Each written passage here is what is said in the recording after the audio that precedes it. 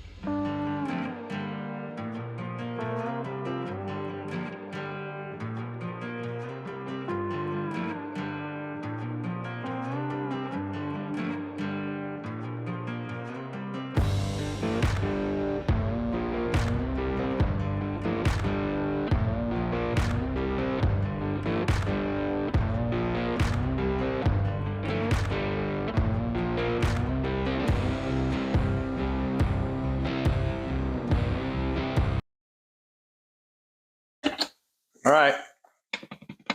Once you get done with your wiring, before you go through all the trouble of putting this thing together, you definitely want to make sure your wiring is sound. So I will turn the volume knob up and down, make sure there's no cracking or anything.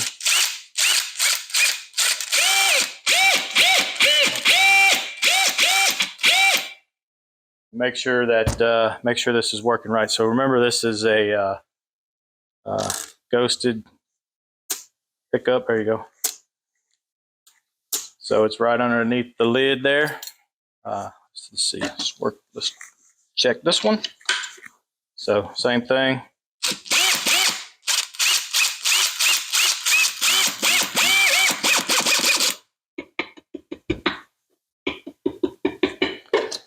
There we go. So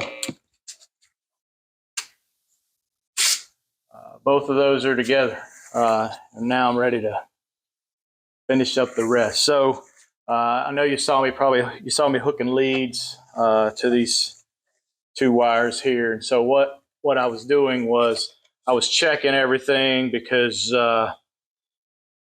before I solder this piece, I wanted to be able to make sure these wires are routed properly and all that stuff, and glue them up and all that. So before I do that, I want to make sure everything works. So I run those leads through, check it.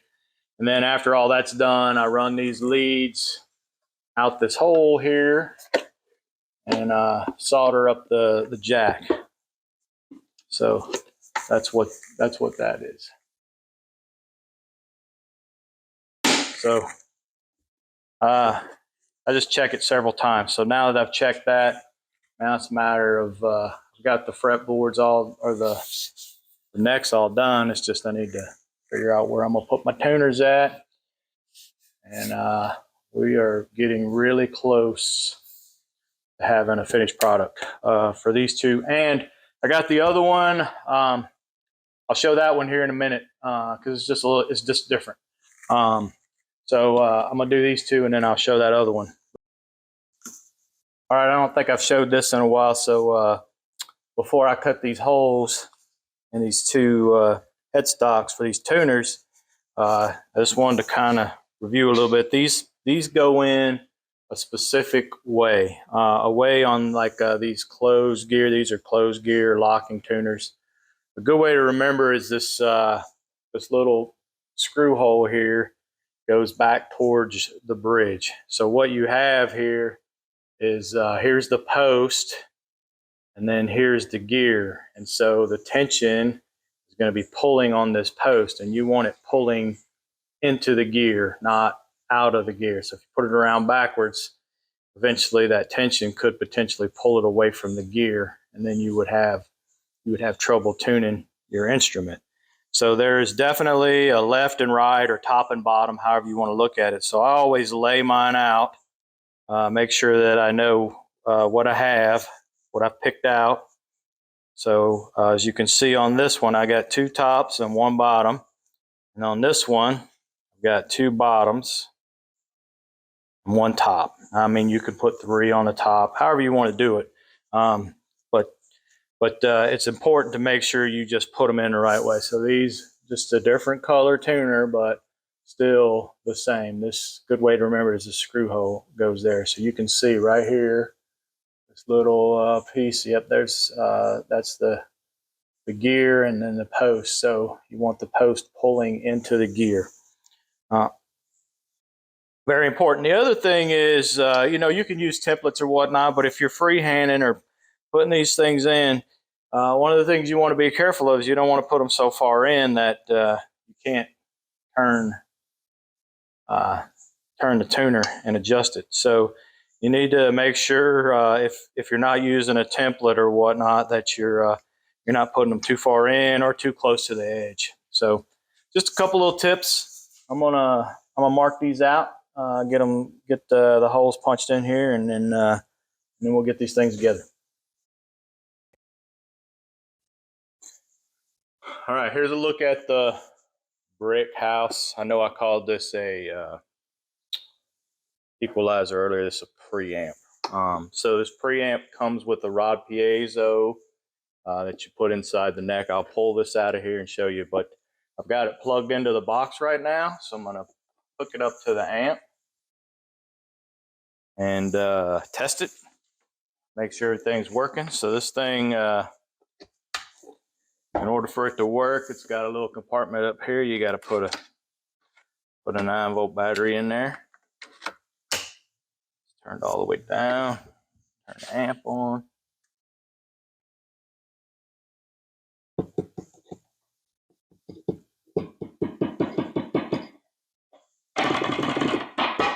There you go. So it's making good contact, and it's working. So that's that. Now I can actually finish putting this thing together. So pull this neck out of here real quick, show you this side over here. There we go. Must be a little tough. So here is the rod piezo. This, I cut a slot. I just used my table saw blade. Believe it or not, this is just the thickness or the width of the kerf of my my regular table saw blade. So all I did was put some hot glue underneath it to make sure that it's set in here flush with the wood. And this just plugs into the preamp. Boom. So here's a look at the preamp. It comes with its own jack. So I had put this in here before I decided I was going to use the preamp, and I put the preamp in there, so I had to cut a spot to get this across. So and then also notice how much space there is from here to here. Typically the screws I use are like maybe like 1.25 inches or 1.5 inches. So I'm likely going to be countersinking these a little bit so they will actually catch the bottom of the neck and hold this in there. So that's what I'm getting ready to do now. I have a floating bridge that this is I think this is the bridge I'm going to go with. I put a fret wire on here. So this is likely, and I'm just figuring out the hinge I'm going to put on there. I haven't quite decided that. The other thing is this is a Shane Spiel preamp kit, and so my wife had bought me some Shane Spiel signature tuners. So these are some open gear tuners. So I think I'm going to try these and just put these on there just to stick with that theme. So I'm going to get this thing finished up, and then we'll let you listen to it. All right, there you go. We're going to start out with the Brickhouse. Go in reverse order. And the only reason why is because this Brickhouse, since it only has a piezo in it, I went with acoustic bronze strings. The strings I use are nickel wound strings. These are bronze wound. They're the same gauges, 44, 34, 26. It's just these are acoustic. They're made for the pickup. So this thing has the Shane Spiel preamp and the Shane Spiel open gear tuners. I did have a little cigar band from Brickhouse, so I put that on the front. I think it looks really cool. Hooks it up. Just one simple sound hole. This has 24 frets. It's a walnut neck with a maple fretboard. And man, these boxes, they sound good. They're loud.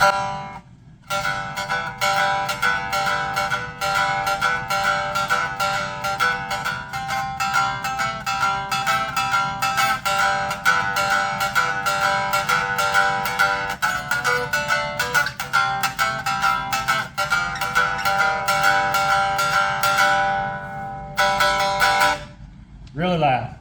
Sound good. Plug it in. So the cool thing is, here's your volume right here up on the top, and you can adjust the bass, the mids, and the treble, and the presence. I guess that's what that is. Right here on the top. You do have to have a 9-volt battery, but it. Oh my goodness, sounds so good. That's not even all the way up. Here we go. Woo. All right, drop it down a little bit.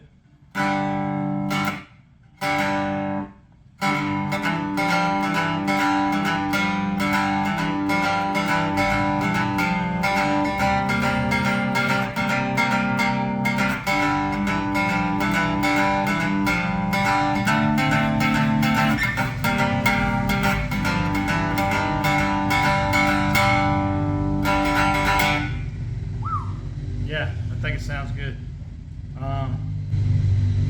I don't know what else to say. It's a Brickhouse, got a piezo in it, a lot of resonance in the box itself. It sounds really good. I did have to, I don't know if you can see that, yep, I had to countersink these a little bit to get this to hold in, but really good build. All right. Here's the shade, undercrown shade. This has a single coil in the bridge position. It's got a hardtail bridge. One little sound hole right here. This has a maple neck and a walnut fretboard, scarf joint, closed gear tuners. diamond fret markers. Same thing on the Brickhouse. I like these boxes. They're nice and thick. This thing came out awesome. Oh yeah, and I have a bone up here as a string guide. So I still have the 0 fret, but I got a bone here for the string guide. Not that that makes a difference. I just think looks wise, it just adds a little something to the guitar. So, excuse me, I figured I'd point that out. That's what it sounds like not plugged in.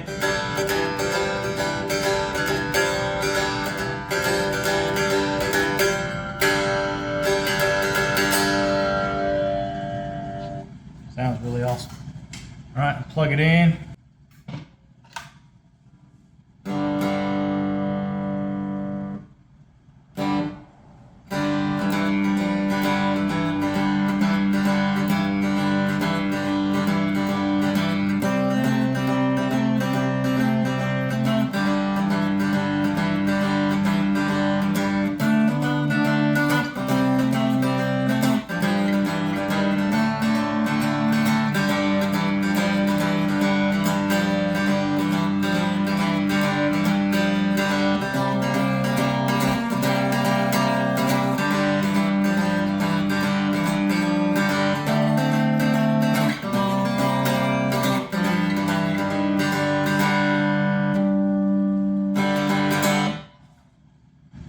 Really excellent build.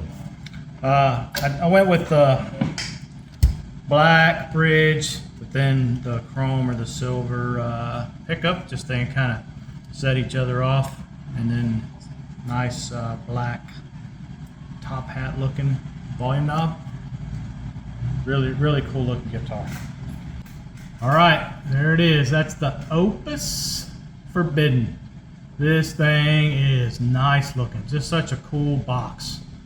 I was scared I was gonna mess this thing up, but really happy with the way it came out.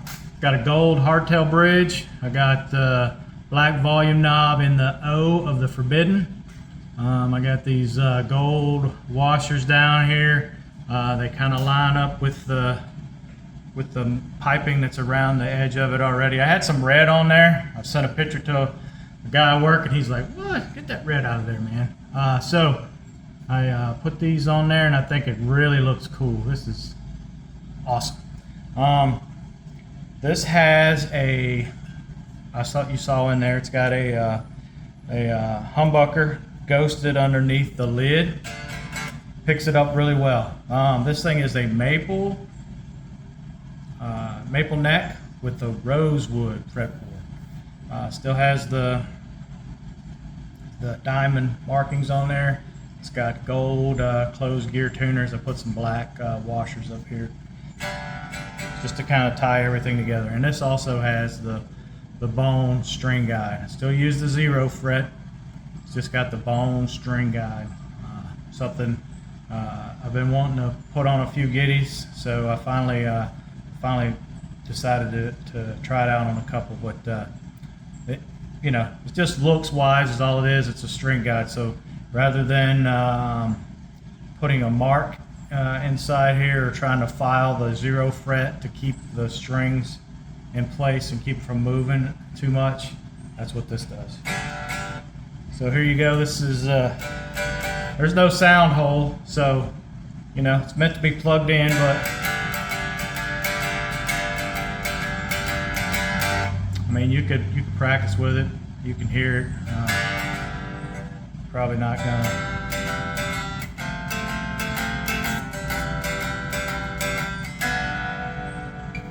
Probably not gonna do a concert with that unless you plug it in. So let's do that.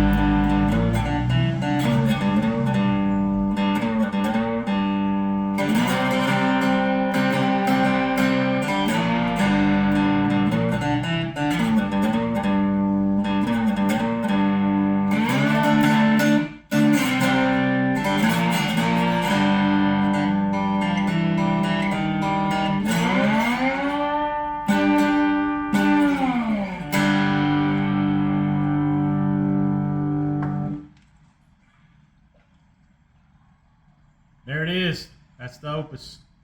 All right, these were 3 very fun but very different builds.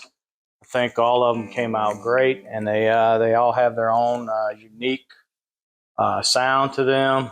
I would have probably had this done a little bit earlier, but old tropical storm Ophelia came up here and we got a little bit of it. It snapped a big old pine limb off the back of my house. I barely missed my deck, but it was it's pretty big limb. So my neighbor come over and helped me chop it up and get it hauled out to the curb.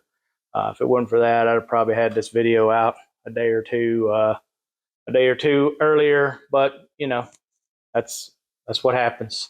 So if you stuck around again to the end of this thing, wow, I appreciate it. Definitely thanks. Thanks for checking this out. If there's something specific you want to know about building these things, you know, you could drop it down in the comments. I'd be more than happy to put a video together about it. But I'll catch you in the next one.